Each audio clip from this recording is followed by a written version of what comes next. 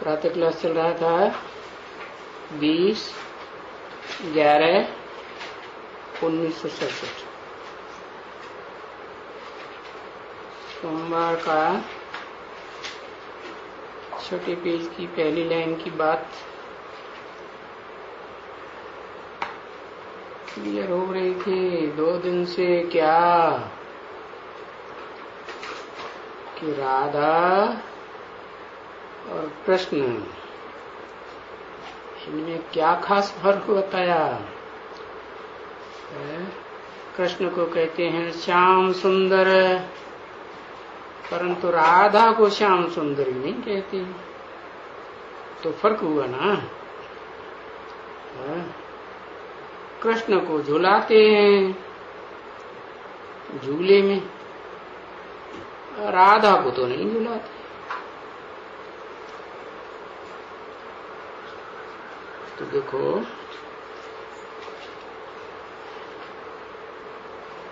उनको नहीं कहेंगे श्याम सुंदरी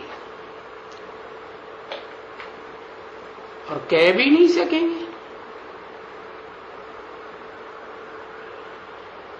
क्योंकि श्याम सुंदर कहना तो एक के ऊपर ही शोभता है।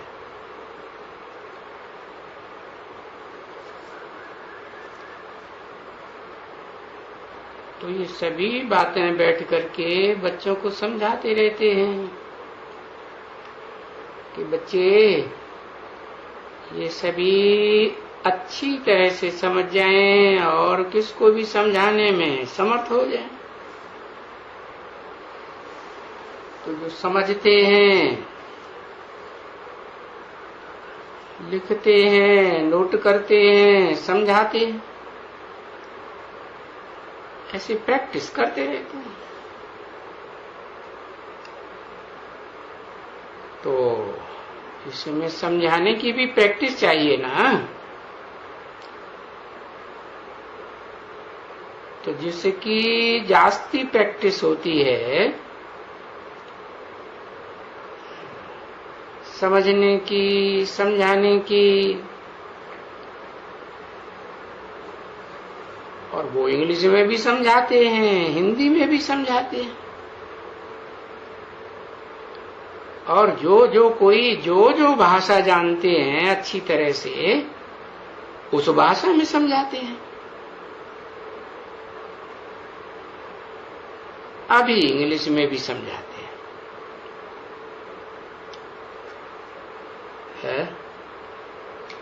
ऐसे क्यों कहा कि अभी, पहले क्यों नहीं है? पहले की जो पुरानी दीदी दादियां हैं वो इतनी पढ़ी लिखी नहीं होती थी, और बाद में अभी पढ़ी लिखी कन्याएं आने लगी तो वो अंग्रेजी भी जानती हैं, तो वो इंग्लिश में समझाती। अभी देखो वहां जाओ, कहाँ, कनाडा में, तो कन्नड़ी में भी समझाते हैं। अभी जिस गांव में जाओ लैंग्वेज तो अलग अलग है ना।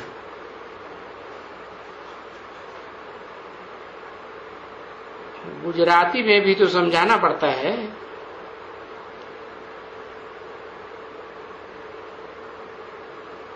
उर्दू में इतना नहीं मुझते,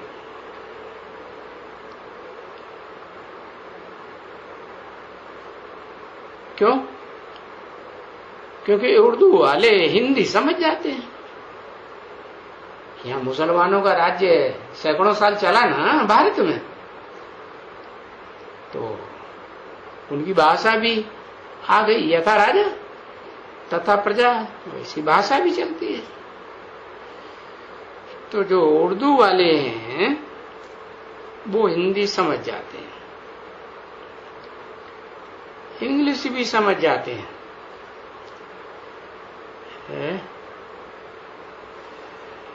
बाकी जो ये मद्रासी हो गए, क्योंकि वो वहां माइया वाइया नहीं जानती हैं बिल्कुल ही, आजकल तो अभी तो कितने साल हो गए, 50-60 साल हो गए, 70 साल हो गए। अभी तो वहां अंग्रेजी खूब चल रही है। पहले की बात बताई 67 की, तो वहां मद्रासी लोग में माइया नहीं जानती हैं बिल्कुल। उनको फिर ट्रांसलेटर चाहिए, तो जो ट्रांसलेट करते हैं उनका पता है कितना मान होता है।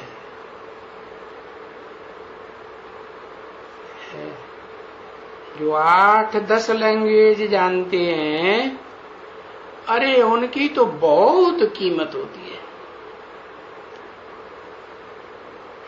फर्स्ट क्लास लैंग्वेज टीचर हो गए ना।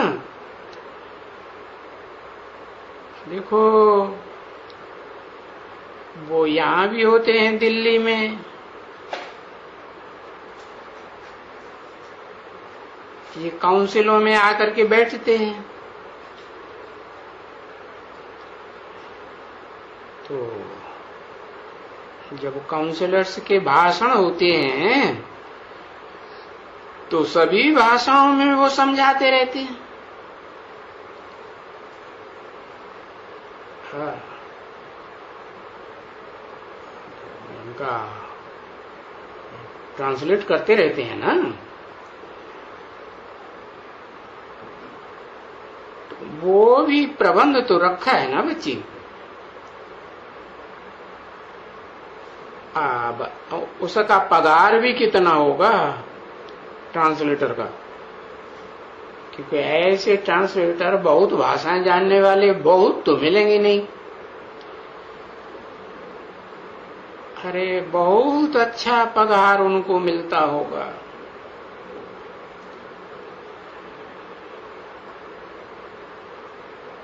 ऐसे तो पगार 1-2 से जास्ती होती ही है, क्योंकि इन सबसे जास्ती पगार तो इन साइंस घमंडियों को मिलता है। क्या बहुत पगार मिलता है, क्योंकि खर्चा उनको मिलता है। और जो ये बम बनाते हैं, समझा ना क्या?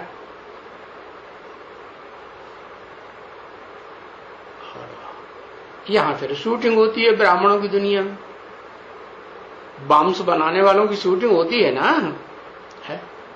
जैसे उन बम्स में ऐसा भरते हैं जो वो फूटते हैं तो उनकी बदबू सूंघने मात्र से तुरंत खलास हो जाते हैं। ऐसे ये बड़े बड़े बम्स बनाते हैं क्या, और उन बॉम्ब्स में ऐसी ग्लानी भरते हैं कि सूंघा और ये खेला, चाहे कितना भी ज्ञान सुना हो,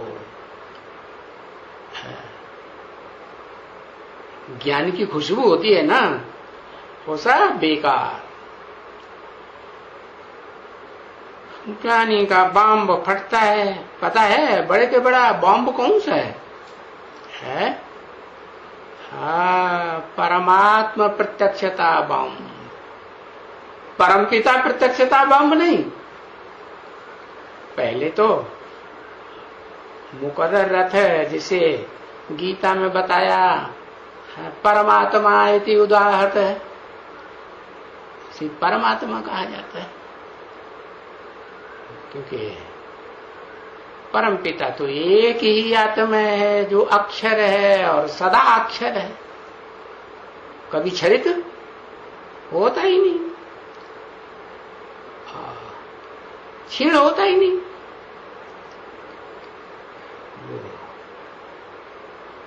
तो वो तो एक ही है, लेकिन वो जिस मुकर्रर रथ में प्रवेश करता है उसको भी आप समान तो बनाता है ना।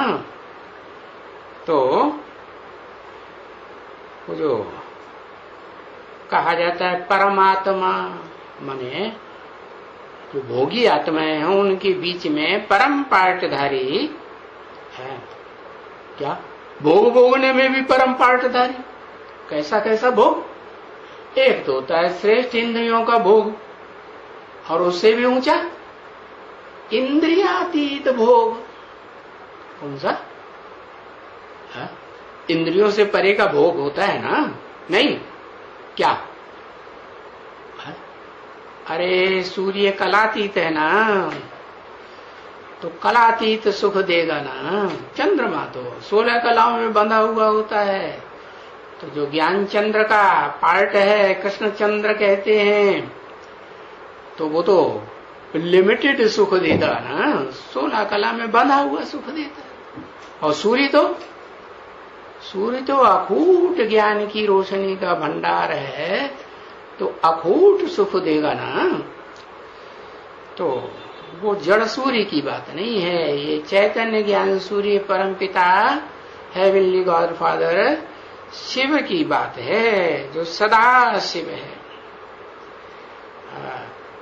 तो वो इस सृष्टि पर आते हैं, तो वो परमात्मा के रूप में जो पार्ट बजाने वाली आत्मा हीरो पार्टधारी है।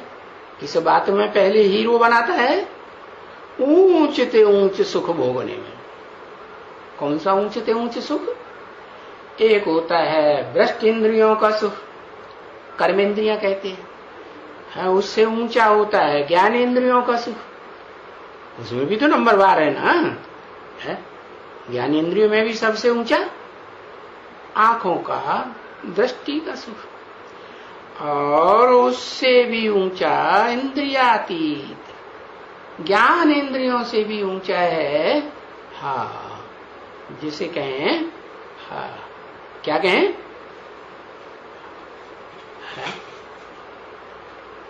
अतीन्द्रिय सुख, इंद्रियों से अतिरेक में जाने वाला।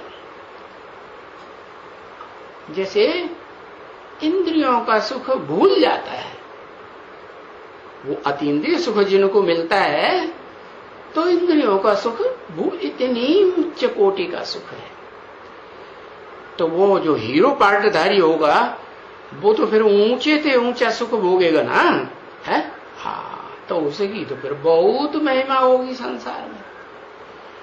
फिर ये कोई नहीं जानता कि जो ऊंच से ऊंच बनता है, वो फिर 4 अवस्थाओं से पसार होने के बाद इस सृष्टि रूपी रंगमंच पर, क्योंकि सारी सृष्टि का बीज है ना, बाप है, तो ऊंच ते ऊंच कर्म में भी बाप है, ऊंच ते ऊंच सुख भोगने में भी बाप है, शांति भोगने में भी बाप है, और नीचे से नीच दुख और अशांति भोगने वालों का भी बाप है या नहीं है?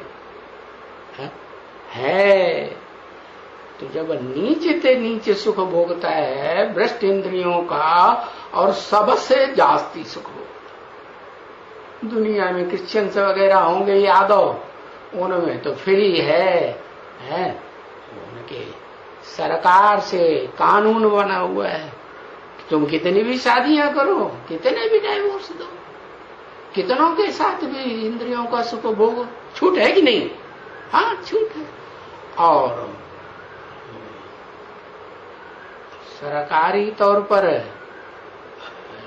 नियम के मुआफिक शादी करो तो करो, नहीं करो तो गुप्त रूप में चाहे जितने के साथ सुख भोग।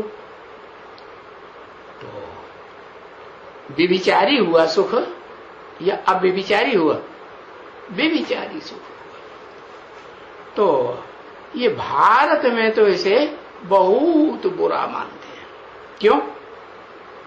क्योंकि भारतवासी जो आत्माएं, मनुष्य आत्माएं, उनमें जास्ती संख्या तो देवात्माओं की है ना। तो देवात्माओं ने तो ऊंच से ऊंच सुख भोगा है। ज्ञान इंद्रियों का सुख भोगा, 16 कला संपूर्ण सुख भोगा, इंद्रियातीत सुख भोगा। तो उनको ये बात बहुत खराब लगती है कि अच्छी लगती है? बहुत ग्लानि की बात आती है और वो ग्लानि है वो सुन करके एकदम फां हो जाते हैं। कौन? भारतवासी या विदेशी?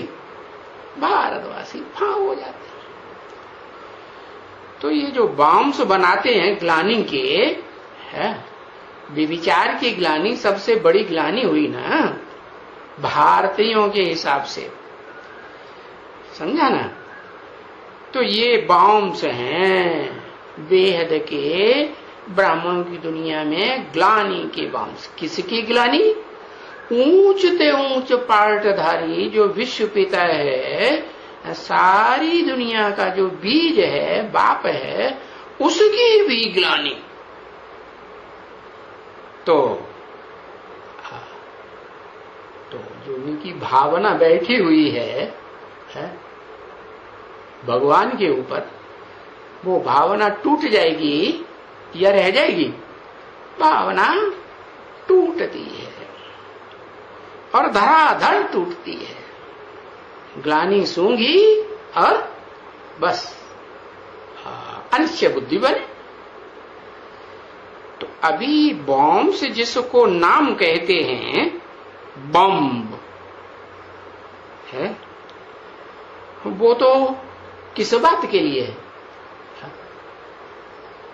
वो हद के बम हद की मौत करते हैं और ये बेहद का बम बेहद की मौत करता है। बेहद की मौत क्या होती है?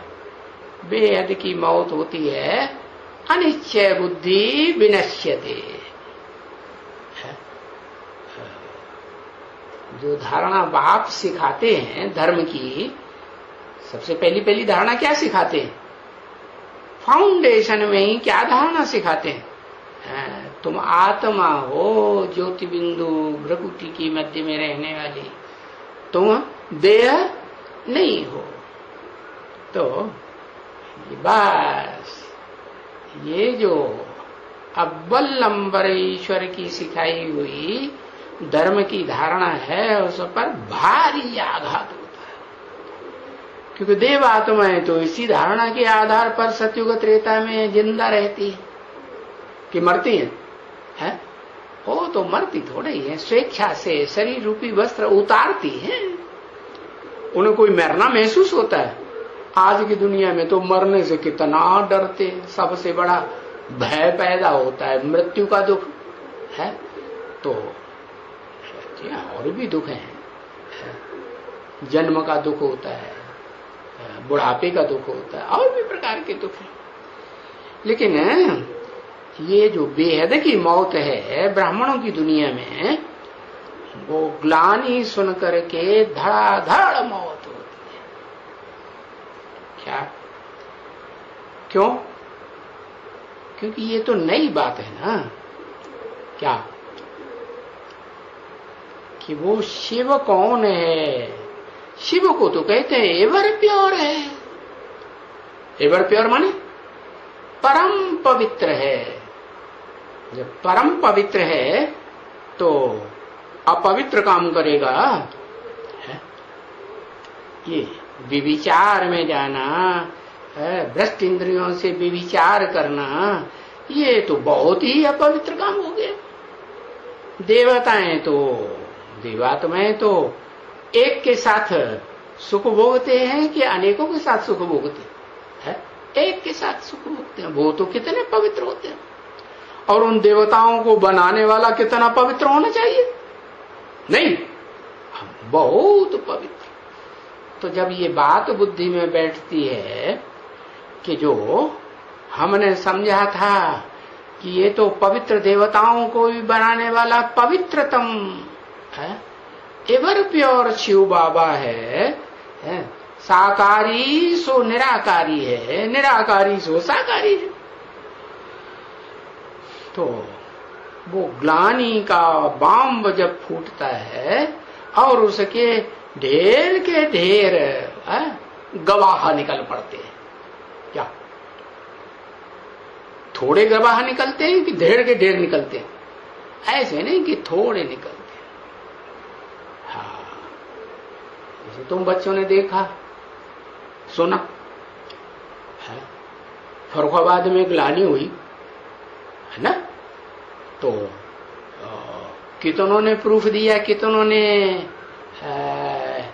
ये गवाही दे दी कि हाँ ये ऐसा ऐसा ऐसा ऐसा है, ऐसा ऐसा बेविचारी कर्म हमारे साथ भी किया, हमारे साथ भी किया, हमारे साथ भी किया।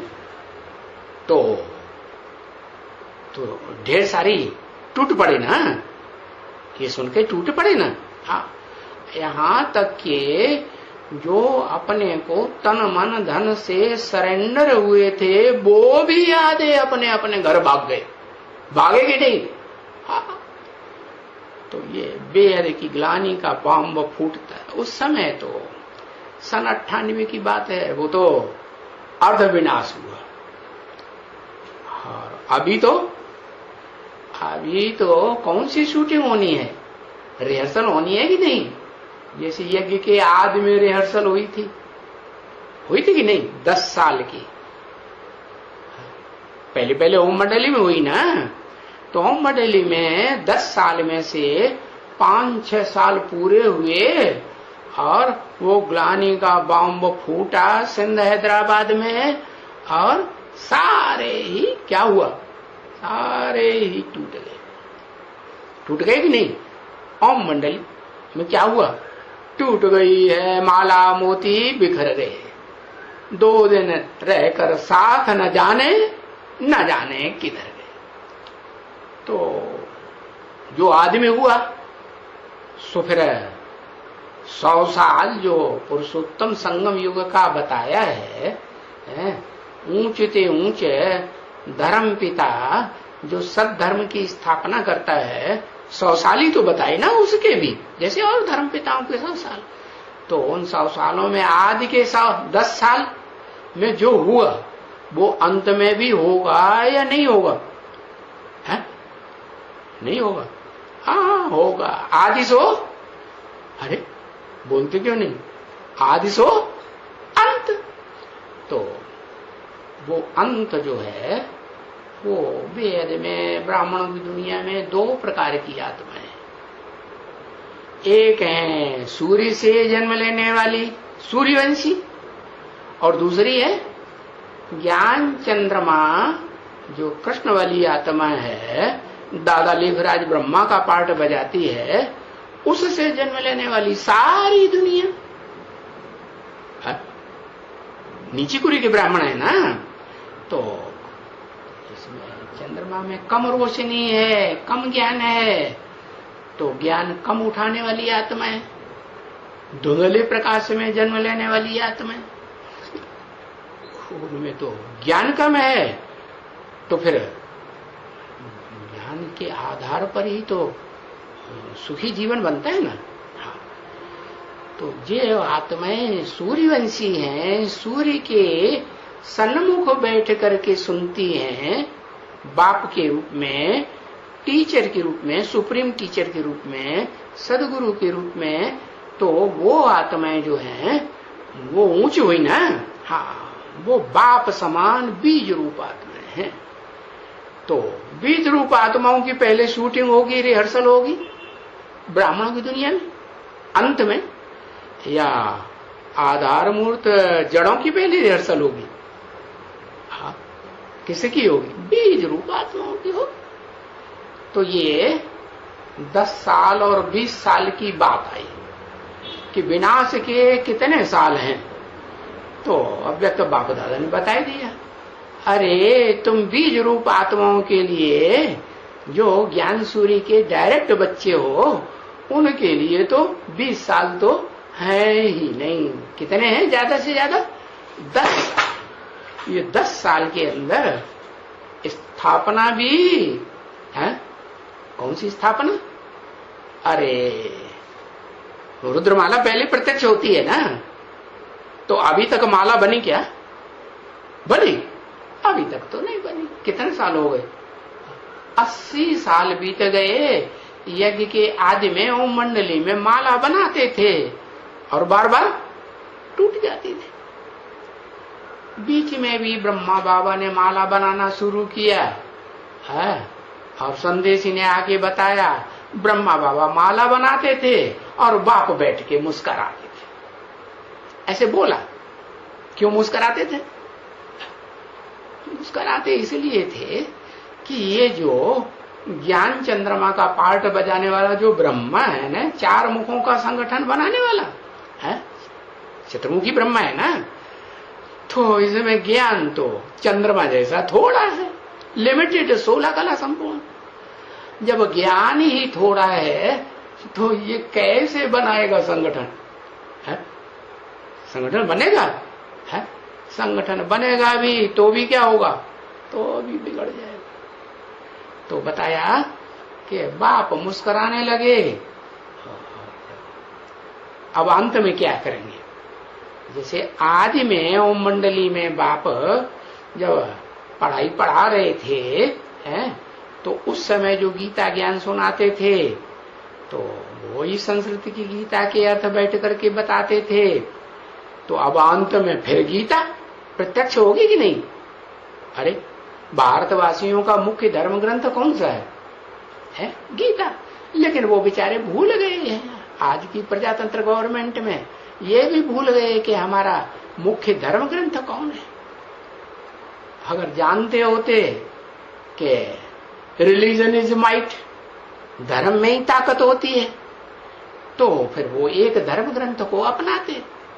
और प्रैक्टिकल में जानते भी हैं, देखते भी हैं कि मुसलमान देखो कुरान को ही मानते हैं, कोई दूसरी धर्म को पुस्तक को मान नहीं देते, वो ही पुस्तक पकड़ते हैं ना। हाँ, जब वो शपथ लेते हैं तो भी कुरान हाथ में देते हैं। और क्रिश्चियंस में भी बाइबिल ही ज्यादा पढ़ेंगे, बाइबिल को ही महत्व देंगे, कोई दूसरे धर्म ग्रंथ को महत्व उतना नहीं देंगे। तो उनमें ताकत है या नहीं है? एक धर्म ग्रंथ को मानने वालों में, एक धर्म पिता को मानने वालों में और एक धर्म को फॉलो करने वालों में आज दुनिया में ज्यादा ताकत है या जो अनेक धर्म पिताएं माने बैठे? कृष्ण भी भगवान, क्या गीता का भगवान, हाँ, और राम भी भगवान, हाँ, वो सूर्यवंशी है और वो विवस्वत रूप में सूर्य नाम है उसका। हाँ, उसे क्यों आकर के भगवान ने ज्ञान दान दिया जिसके आधार पर सद्धर्म की स्थापना हुई। तो कोई किसी को ढेर सारे उन्होंने बनाए हुए हैं धर्म पिताएं, सद्धर्म की स्थापना करने वाले। सत्य एक होगा कि अनेक होंगे? है? एक सत्य होता है। हाँ। और शास्त्रों में लिखा हुआ भी है कि एक शंकर ही है सृष्टि रूपी रंगमंच पर, जिसका कभी आत्मा का और शरीर का विनाश नहीं होता। विनाश नहीं होता है इसका मतलब ये नहीं कि स्थूल शरीर छोड़ते नहीं। अरे स्थूल शरीर तो छोड़ते हैं, लेकिन सूक्ष्म शरीर वो आत्मा छोड़ती है नहीं। सूक्ष्म शरीर में तो मन बुद्धि भी शामिल है ना। जो तत्व होते हैं ना देह का निर्माण करने वाले, उन 23-24 तत्वों में मन बुद्धि भी शामिल है। ऐसे नहीं पृथ्वी जलवायु अग्नि आकाश वगैरह भी है, वगैरह ही हैं, नहीं। तो बताया कि वो जो मन बुद्धि वाली आत्मा है और बीज रूप आत्मा है सृष्टि रूपी रंगमंच की, वो शरीर से भी सृष्टि पर कायम रहती है, सदा कायम। और आत्मा से भी, मन बुद्धि रूपी आत्मा से भी सृष्टि पर सदा कायम रहती है कि नहीं? सदा कायम, क्योंकि सत्य एक ही है ना वो, तो वो एक ही कायम रहता है और बाकी सब अपना शरीर छोड़ दे। अब ये है कोई कम समय के लिए, कोई ज्यादा समय के लिए। तो बताया कि वो जो एक है सत्य, उस सत्य धर्म पिता को भूल गए, असली रूप को। उसके सुनाए हुए ज्ञान के गीत, गीता ज्ञान को भी भूल गए। पहले भारत की गवर्नमेंट में, कोर्ट में गीता फिर भी हाथ में लेकर के शपथ दिलवाते थे। आजकल तो गीता की शपथ दिलवाना भी बंद कर दिया। क्यों? क्योंकि वो गवर्नमेंट ही ऐसी है। कौन सी? धर्म निरपेक्ष राज्य। हमें किसी धर्म की अपेक्षा नहीं है। काहे की अपेक्षा है? हमें वोट देते रहो। तुम किसी धर्म के मानने वाला हो, किसी धर्म पिता को मानो, कोई भी धर्म ग्रंथ तुम पढ़ो, मानो, समझो, लेकिन हमको क्या करो? हमको तुम वोट दे दो, सो हम गद्दी पर बैठ के तुम्हारे ऊपर राजाई डंडा बजाएं। हाँ, ऐसे ही ना? हाँ, ऐसे ही उन्हें वोट चाहिए। तो बताया कि वो धर्म को नहीं मानते, धर्म पिता को नहीं मानते और धर्म ग्रंथ को भी नहीं मानते। इसलिए इस गवर्नमेंट में कोई ताकत है? कोई कायदा कानून चलता है? आज एक मिनिस्टर बैठेगा, एक कानून बनाएगा, और कल दूसरा बैठ गया, वो दूसरे उस कानून को तोड़ दिया, नया कानून बना देते हैं। रोज नए कानून बनते हैं, रोज बिगड़ते हैं। तो कानूनी जो व्यवस्था है वो कायम रहेगी? कायम नहीं रहती। तो ये गवर्नमेंट जो है, इससे पहले जो गवर्नमेंट थी ना क्रिश्चियंस की, वहां कुछ कायदे कानून पक्के थे कि नहीं पक्के थे? कंट्रोल था या नहीं था? चलो, पुलिस का ही कंट्रोल था, लेकिन जो गुंडे हैं, चोर डकैत हैं, इनके ऊपर कंट्रोल था या नहीं था? और आजकल दुनिया में, आज की दुनिया में तो इस गवर्नमेंट में, गवर्नमेंट के अंदर ही जो कुर्सी में बैठे हुए हैं वो ही चोरी चकारी रिश्वत की कितनी करते रहते हैं। बैंक में काम कर रहे हैं और बैंक में ही ऐसा धंधा करते हैं कि आधा हमें दे देना तुम, आधा हम तुम्हें दे देंगे, और ये सारा पैसा बैंक का निकाल ले जाओ। बताओ, है कि नहीं? गवर्नमेंट के अंदर कुर्सियों पर बैठे हुए तबके ही ऐसा कर रहे हैं। तो देखो, वो धर्म कर्म को न मानने के कारण ऐसा हो रहा है। एक धर्म को नहीं मानते, एक धर्म ग्रंथ को नहीं मानते और एक धर्म पिता को नहीं मानते। इसलिए उनमें जो राज्य चलाने की कोई ताकत नहीं रहेगी। जैसे वो शासन तो है ही नहीं शासकों का, है किसकी गवर्नमेंट कहेंगे? है किसकी कहेंगे? हिजड़ों की गवर्नमेंट कहेंगे। ओ, गवर्नमेंट का कोई कायदा कानून चलता ही नहीं। गुंडों के ऊपर तो बिल्कुल नहीं चलता क्या? हाँ। तो आजकल तो दुनिया में लोग कहने लगे गुंड बड़े भगवान थे। आज की दुनिया में गुंडे जो हैं, गुंडाशाही भगवान को भी नाकों चने चबाती है। हाँ, चबाती है कि नहीं? हाँ। तो बताया, और शास्त्रों में भी लिखा हुआ है, चाहे वो भगवान शंकर के रूप में हो, चाहे वो भगवान राम के रूप में हो, चाहे वो भगवान कृष्ण के रूप में हो, ऐसे दुनिया में आता है, पतित दुनिया में, पतित गवर्नमेंट के बीच में रावण राज्य में आता है, जहां कृष्ण भगवान को गावड़े गावड़े में छुप करके काम करना पड़ता है। करना पड़ता है कि नहीं? हाँ, ऐसे शास्त्रों में लिखा है। ऐसे ही शंकर भगवान को क्या कहते हैं? अरे आज की गवर्नमेंट के शासन में वो भी भगवान गाए हुए हैं, शंकर भगवान। जो भस्मासुर है ना, है जो अपना बुद्ध रूपी हाथ अपने ही ऊपर रखने में भस्म हो जाए, ऐसी ताकत वाले हैं। तो वो भगवान के ऊपर पहले हाथ रखना चाहते हैं, पहले हम तेरे को भस्म करें। तो वो भगवान भागे भागे फिरते हैं, और पीछे पीछे भस्मासुर भागे भागे। तो देखो भगवान की भी बुरी हालत हो गई नहीं इस गवर्नमेंट में। कोई कायदा कानून चलता है? किसको रिपोर्ट करें, किसको बताएं कि अरे इसको हमने ही वरदान दिया, हमसे ही इसने दात मांगी और हमारे ऊपर ये अत्याचार करने के लिए तैयार हुआ पड़ा है? कोई सुनने वाला नहीं। अच्छा, वो तो कृष्ण भगवान और शंकर भगवान की बात। अब राम भगवान की बात लो। राम भगवान भी ऐसे रावण राज्य की दुनिया में आते हैं जहां कोई कायदा कानून नहीं चलता। उनको विचारों को जंगलों में छुप छुप के रहना पड़ता है। क्या जंगल में रह करके लड़ाई लड़ेगी? नहीं। हाँ, लड़े। किसकी सेना ली?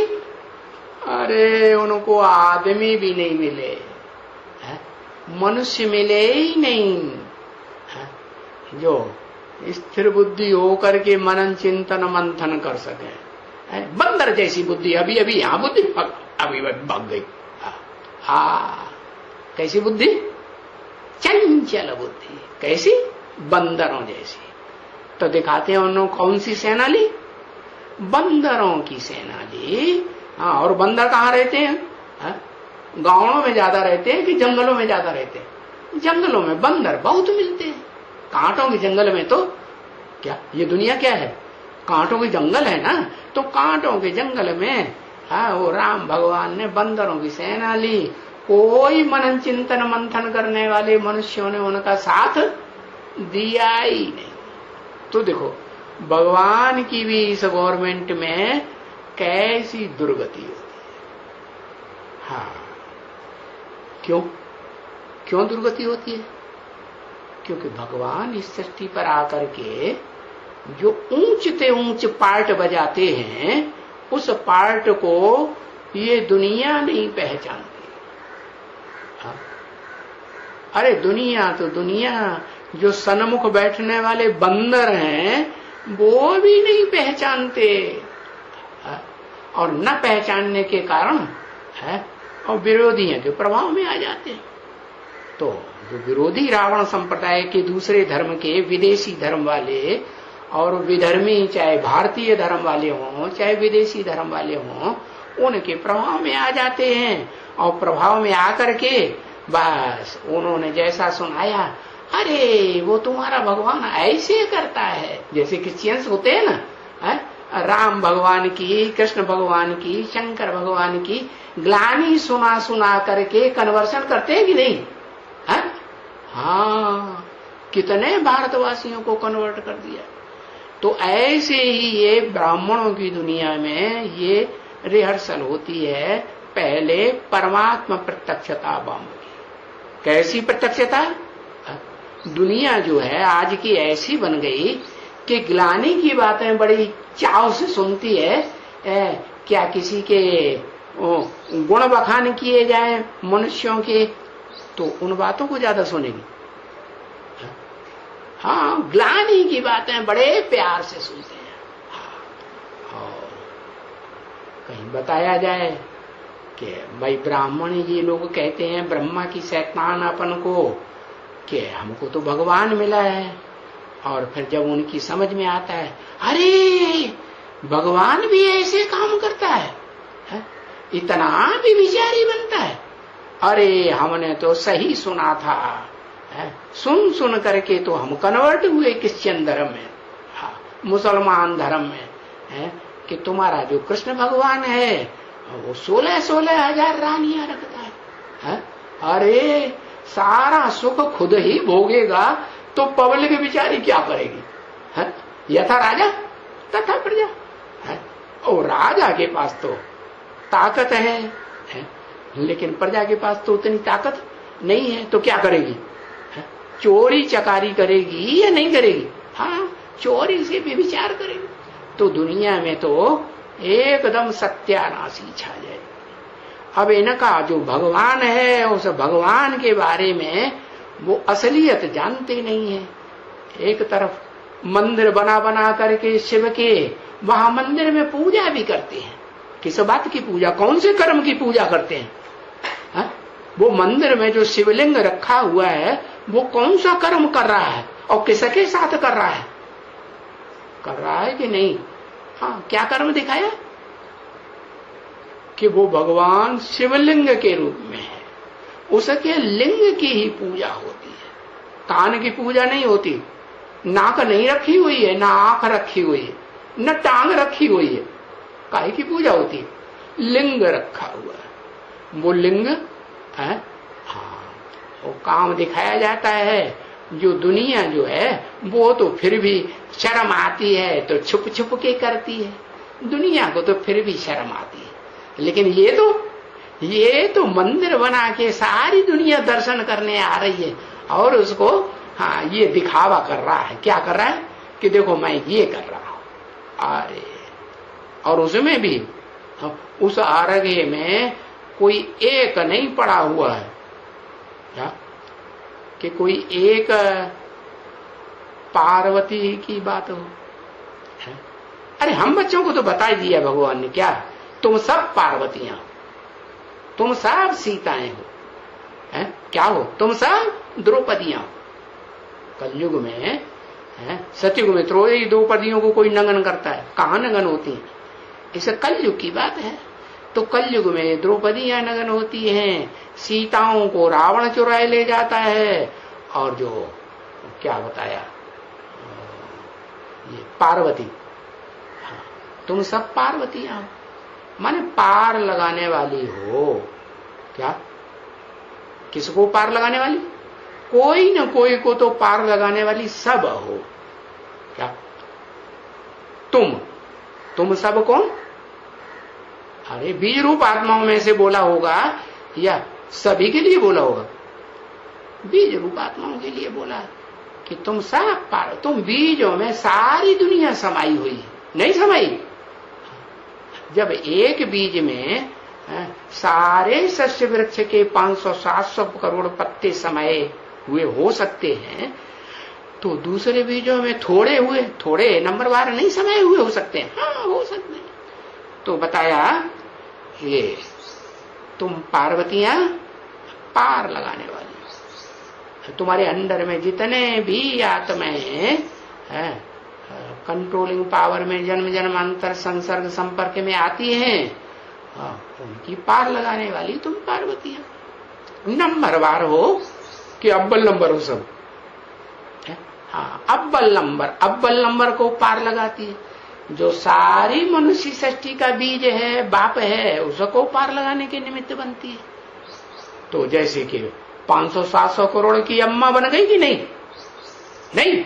हाँ, बीज को पार लगाया, सारी मनुष्य सृष्टि के बीज को, तो जैसे कि पूरे झाड़ को पार लगाया, बाकी सब नंबरवार। तो बताया कि वो जो पार्वती के साथ ऐसा कर्म मंदिर में बैठ करके कर रहा, पार्वती को अम्मा के रूप में जो भगत लोग हैं वो मानते हैं, और शंकर जी को बाप के रूप में, जैसे आज की दुनिया में होता है ना। क्या आज की दुनिया कलयुगी दुनिया है कि सतयुगी त्रेतायुगी द्वापर युगी दुनिया कुछ सुधरी हुई है? नहीं, बिगड़ी हुई दुनिया। आज के जो बच्चे हैं ना, वो माँ बाप हरकत करते रहते हैं, शैतानी हरकतें आपस में, और बच्चे आंखें खोल खोल करके देखते रहते हैं, ये मम्मी पापा क्या कर रहे हैं। करते हैं कि नहीं? देखते हैं कि नहीं? ऐसे बच्चे देखते हैं, और फिर वो जैसा माँ बाप करेंगे वैसे वो बच्चे भी करते हैं कि नहीं? करते हैं। तो ऐसी जब दुनिया बन जाती है कि माँ बाप को माँ बाप के रूप में वो बच्चे हैं, सब बच्चा बुद्धि है, समझते ही नहीं। क्या ये माता पिता हैं, ये हमारी जिंदगी के हैं मालिक हैं। अरे बच्चा पैदा होता है, उसकी जिंदगी का मालिक माँ बाप होते हैं कि नहीं? अगर माँ बाप को ये पता चले, जैसे औरंगजेब और शाहजहां को ये पता चले कि ये मेरा बच्चा औरंगजेब मेरे को जेल में डाल देगा, या जेल में पड़े सड़ते रहो, तो वो चाहे तो उस बच्चे को अगर मालूम हो पहले से तो मार सकता है कि नहीं? हाँ, उसी समय मार सकता है। तो बच्चे की जिंदगी का मालिक माँ बाप हुआ कि नहीं हुआ? तो बताया कि तुम बच्चे जो हो वो इस दुनिया में आकर के बंदर जैसे बेशरम बन पड़ते हो। जैसे बंदरों की आज की दुनिया है ना, तो बंदरों की दुनिया में जैसे बेशर्मी होती है, बंदर बंदरिया कहाँ पेड़ की टुंगस के ऊपर बैठ करके विकार भोगते हैं। भले उनके सब बाल बच्चे देखते रहे और सारी दुनिया मनुष्य मात्र देखते रहे, सब प्राणी मात्र देखते रहे, उन्हें कोई शर्म नहीं। ऐसे ही आज की दुनिया जो बनती जा रही है और बन गई, तो इस दुनिया में समझते हैं कि ऐसे तो सभी पतित हैं। समझते हैं कि नहीं? सारी दुनिया पतित है, अंदर से समझते हैं। लेकिन जब भगवान के बारे में सुनते हैं कि ये तो भगवान का पार्ट बताते हैं और भगवान बताते हैं और भगवान ऐसे ऐसे कर्म करते हैं बंदरों जैसे। बंदरों का भी बाप है कि नहीं? भगवान जो है, जो इस सृष्टि का बाप है, मनुष्य सृष्टि का बाप है ना, तो मनुष्यों का भी बाप है, देवताओं का भी बाप है, राक्षसों का भी बाप है और प्राणी मात्र का भी बाप है कि नहीं? प्राणी में पशु पक्षी आ जाते हैं कि नहीं? आ जाते हैं, कीड़े मकोड़े सब आ जाते हैं। इसलिए कह दिया है, क्या शास्त्र में लिख दिया, मनुष्य आत्मा 84 लाख योनियों में जाती है। तो क्या हर मनुष्य आत्मा 84 लाख योनियों का पार्ट बजा सकती है? नहीं, वो तो एक आत्मा की बात है कि वो ऊंचते ऊंचे क्या विष्णु देवता का भी पार्ट, वैकुंठवासी का भी, वैकुंठ के अधिपति का भी पार्ट बजाती है। और इस नीच दुनिया में नीचते नीच जो कीड़े मकोड़े हैं ना, बहुत दुखदायी होते हैं। दुख देने के अलावा और उनका कोई दूसरा धंधा होता ही नहीं। ये मक्खी मच्छर क्या करते हैं? सुख देते हैं या दुख ही देते हैं? किसी को सुख देते हैं? मच्छर तो दुख देता ही है। तो बताया उनसे भी जास्ती जो शरीर के अंदर बीमारी के कीटाणु पड़ते हैं कि नहीं? हाँ, एक एक बूंद में मलेरिया के कितने कीटाणु होते हैं। हाँ, इन आंखों से दिखाई नहीं पड़ते, परंतु वो भी तो प्राणी है ना। प्राणी है या नहीं? वो सब प्राणी। तो उनसे भी जास्ती नीच कर्म करने वाला वो मनुष्य सृष्टि का वो बाप है या नहीं है? कौन? आत्माओं का बाप या आत्माओं का बाप जिस मनुष्य सृष्टि के बाप में प्रवेश करता है वो बाप? हाँ, जो मनुष्य सृष्टि का बाप है ना, हाँ, उस मनुष्य सृष्टि में तो मनुष्य के अंडर में इस दुनिया के सारे प्राणी पलते हैं कि नहीं? हाँ, तो बताया वो जो बीज रूप बाप है वो ऊंचते ऊंच और नीचते नीच पार्टधारी है। उसके ऊंचते ऊंच पार्ट को दुनिया नहीं समझती है कि वो जो काउंटलेस के साथ, दुनिया समझती है 16,000 के साथ ऐसा ऐसा कर्म करता है तो बहुत पतित है। अपन को तो समझते थे कि हम तो इतना पतित नहीं थे, हम तो फिर भी लिमिटेड में थे। तो जो ग्लानि फैलती है ना किन में, खास भारतवासी में, तो वो बहुत हो हल्ला मचाते हैं। कौन हो हल्ला मचाते हैं? बाहर की दुनिया वाले। यूरोप के जो विदेशी लोग हैं वो उस हो हल्ले से ज्यादा प्रभावित होते हैं या असलियत को वो पहले समझते हैं?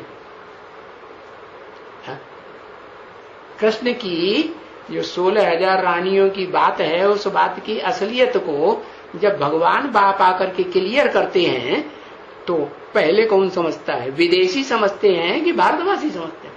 विदेशी समझते हैं, भारतवासी नहीं समझते हैं। और भारतवासी तो क्या और ही वितंडावाद फैलाते हैं। अरे हमने जिसको भगवान समझा वो भी ऐसा नीच कर्म करने वाला है। सिर्फ ऐसे नहीं कि ब्राह्मणों की दुनिया में वो जो शूटिंग करने वाले बेसिक ब्राह्मण हैं, ब्रह्मा कुमार कुमारी नाम देते हैं, अपने बाप का नाम नहीं बताते हैं शर्म के मारे। तो वो ही ऐसे समझने वाले हैं। नहीं, उनकी बात तो छोड़ दो, वो तो बच्चा बुद्धि है? जैसे ब्रह्मा बाबा बच्चा बुद्धि था या सालिम बुद्धि था? जो उसके मुख से शिव बाप आकर के ज्ञान सुनाते हैं, गीता का ज्ञान, उस गीता ज्ञान की गहराई को वो समझता था? नहीं समझता था। न समझने के कारण बच्चा बुद्धि हुआ। तो उसके फॉलोअर्स सब कैसे हुए? बच्चा बुद्धि या सालिम बुद्धि? सगीर नहीं, बच्चा बुद्धि। तो उनकी तो बात छोड़ दे। लेकिन जो कहते हैं कि हम एडवांस ज्ञान लेते हैं, भगवान के सन्मुख बैठ करके हम सन्मुख पार्ट बजाते हैं पढ़ाई पढ़ने का, तो वो भी ग्लानि के चक्कर में फंस जाते हैं या नहीं फंस जाते हैं? हाँ, वो भी उस ग्लानि करने वाले जो कन्वर्टेड बीज रूप आत्माएं हैं, वो इतनी खतरनाक बनती हैं कि जिस बाप को उन्होंने यज्ञ के आदि में अपने खून से लिख लिख करके दिया था क्या कि यही हमारा बाप है परम पिता, और अभी अंत में गवर्नमेंट के स्टाम्प पेपर पर लिख लिख करके दिया है, या पहले पहले शुरुआत में सादा कागज पर भी लिख करके दिया है? हाँ, दिया है कि नहीं? और गवर्नमेंट के कोर्ट के सामने एफिडेविट भी लिखा, शपथ पत्र। जो नोटरी होता है वो भी कोर्ट है कि नहीं? गवर्नमेंट के द्वारा स्थापन किया हुआ कोर्ट है। तो कोर्ट के सामने बैठ करके अंजाम किया कि ये हमारा भगवान बाप है, हमें भगवान बाप मिल गया। फिर क्या करते हैं? दो गले हैं कि नहीं? हाँ, दो गले, एक बाप नहीं बनाते हैं। फिर क्या करते हैं? हाँ, ढेर सारी विष्णु पार्टी निकलती है और उन विष्णु पार्टी में बड़े बड़े भगवान बन करके बैठ जाते हैं। और फिर क्या करते हैं? वो कन्वर्ट होने वाले जो बीज रूप हैं, जिनके ऊपर दूसरे दूसरे धर्मों का छिलका चढ़ा हुआ है, वो सब बीज रूप आत्माओं की बुद्धि को क्या करते हैं? भ्रष्ट करते हैं। क्या? तो छिलका उतारते हैं कि छिलका और ही ज्यादा चढ़ जाता है। क्या होता है? वो विधर्मियों का छिलका और ही ज्यादा मजबूत हो जाता है। इतना बड़ा बड़ा ग्लानि का बम, परमात्मा प्रत्यक्षता बम फोड़ते। अभी बताए ना, आज की दुनिया ऐसी बन गई है, किसी के गुण कम देखेगी और कोई के अवगुण जास्ती। जैसे कोई सफेद कपड़े वाला ब्राह्मण हो ना, है ब्राह्मण है, लेकिन उसमें एक काला दाग सामने दिखाई पड़ता है, तो सबकी नजर जो है उस काले दाग पर जाती है कि सारा कपड़ा सफेद पहना हुआ उसके ऊपर जाएगी, दाग। तो ऐसे ही है, ये सारी दुनिया की बात छोड़ो, है इस दुनिया की जो आधार मूर्त जड़ रूप आत्माएं, ब्राह्मण आत्माएं हैं, उनकी बात छोड़ो। जो दूसरे दूसरे धर्मों की आधार मूर्त खड़ी हुई है, उनकी बात छोड़ दो। और जो ऐसी आधार मूर्त आत्माएं हैं जो सड़ गई हैं, जड़ें हैं, वो जड़ें ऊपर, अरे वो जड़ें ऊपर से दिखाई भी नहीं पड़ती हैं, हाँ उनकी गहराई में जाओ तो वो देखने में आएंगे। तो वो जड़ें जो भी हैं वो सब विधर्मियों से प्रभावित हो जाती हैं या नहीं हो जाती? प्रभावित होती। तो ब्राह्मणों की दुनिया में भी प्रभावित होती हैं, जो कम कला के ब्राह्मण हैं, और जो अपन को सूर्यवंशी बीज रूप आत्माएं कहते हैं, वो भी इतने प्रभावित होते हैं कि एक के बाद एक सब टूटने लग पड़ते। तो आधा विनाश तो होता है सृष्टि के आधे टाइम पर, जब स्वर्ग की दुनिया पूरी होती है तो विनाश होता है। तो शूटिंग होती है कि नहीं? हाँ, तो ऐसी शूटिंग तो 98 में हो चुकी बीज रूप आत्माओं में। अब कौन सी शूटिंग होनी? अर्ध विनाश होगा या संपूर्ण विनाश? हाँ, संपूर्ण विनाश। और ये गवर्नमेंट कैसी है? गवर्नमेंट को तो जो पक्के प्रूफ हैं नहीं मिलते हैं, तो बस सुनी सुनाई बातों के आधार पर विश्वास कर लेते हैं। वो विटनेस ने, वो गवाह ने विटनेस दे दी, अच्छा एक की बात छोड़ो, दूसरे गवाह ने विटनेस दे दी, फिर तीसरा निकला, चौथा निकला, पांचवा निकला, अरे ये तो सैकड़ों हजारों निकल पड़े जिन्होंने बताया कि हाँ हमारे साथ ऐसा ऐसा हुआ, वैसा वैसा हुआ, हमारे साथ ये जोर जबरदस्ती हुई, हमारे साथ बलात्कार हुआ। तो बस गवर्नमेंट तो कानून के हिसाब से चलेगी ना, गवर्नमेंट तो कानून पकड़ लेती है। हाँ, तो बताया कि गवर्नमेंट जो है वो तो अन्यायी गवर्नमेंट है कि भगवान के स्थापन किए हुए शासक हैं, राजाएं हैं, कुर्सी पे बैठे हुए। भगवान ने उनको राजा बनाया या प्रजा ने राजा बनाया? किसने बनाया? भगवान ने राजा बनाया। ऐसे तो नहीं कहेंगे, प्रजा ने राजा बनाया ना। प्रजा में तो फर्स्ट क्लास प्रजा, सेकंड क्लास प्रजा, थर्ड क्लास, फोर्थ क्लास प्रजा भी होती। तो जो नीची क्लास की प्रजा होगी वो तो नीचाई कर्म करेगी ना, अच्छे लोगों को चुनेगी या बुरे लोगों को चुन करके बैठाएगी, है? जो नीची किस्म की प्रजा होती है, जैसे बाप आते हैं तो कहते हैं मैं 4 प्रकार की वर्ण की रचना करता हूं। उनमें प्रजा में ब्राह्मण भी होते हैं, क्षत्रिय भी होते हैं, वैश्य भी होते हैं, और नीच कर्म करने वाले, चोरी डकैती लिच्चा लफंगी करने वाले भंगी भी होते हैं, चमार भी होते हैं। और वो चोरी चकारी भी जब करने जाते हैं ना मिल करके, तो किसकी पूजा करते हैं? महागौरी की पूजा करते हैं कि महाकाली की पूजा करते हैं? किसकी पूजा करते हैं? और जब जास्ती चंडालिनी है ना, तो उसे की पूजा करते हैं। चंडिका देवी उनका नाम दिया गया। तो बताया कि इस जो रावण राज्य की दुनिया में जो राज्य चल रहा है, इसमें जो प्रजातंत्र राज्य में जो नीची किस्म की प्रजा की संख्या ज्यादा होती है या ऊंचों की संख्या ज्यादा होती है?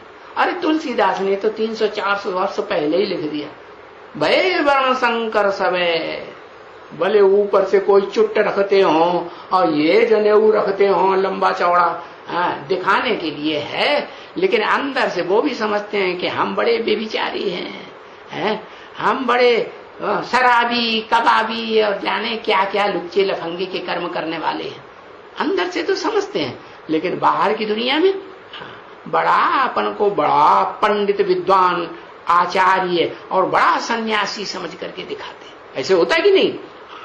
बाप ने तो आकर के तुम बच्चों को बता दिया क्या इस दुनिया में सब भ्रष्टाचारी, ब्राह्मण भी भ्रष्टाचारी, सन्यासी भी भ्रष्टाचारी, इसमें एक भी श्रेष्ठाचारी नहीं।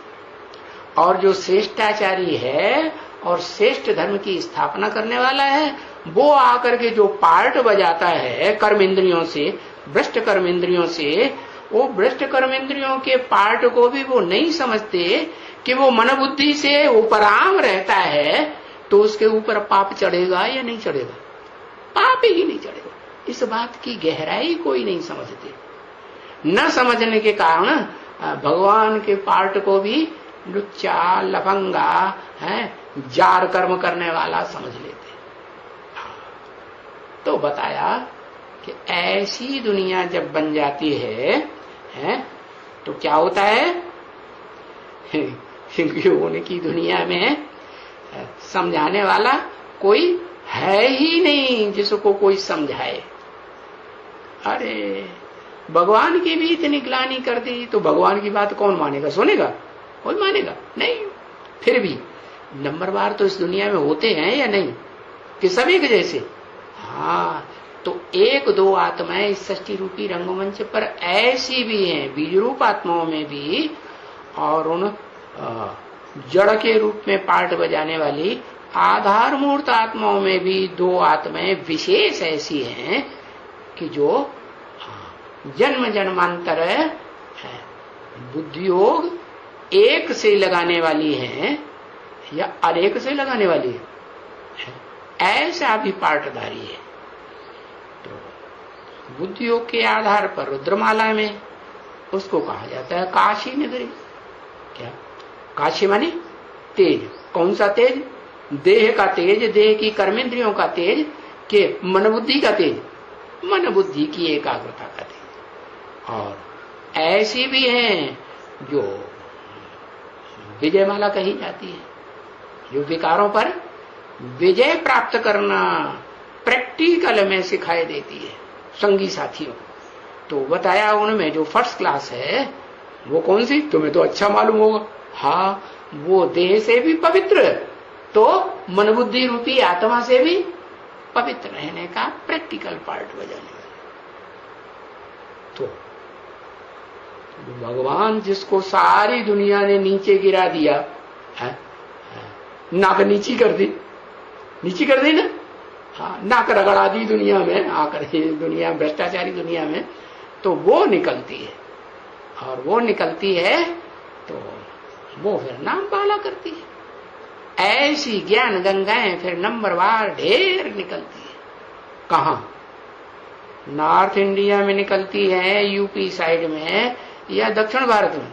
नॉर्थ इंडिया में। तो नॉर्थ इंडिया में यादगार में वो ज्ञान गंगा प्रसिद्ध है।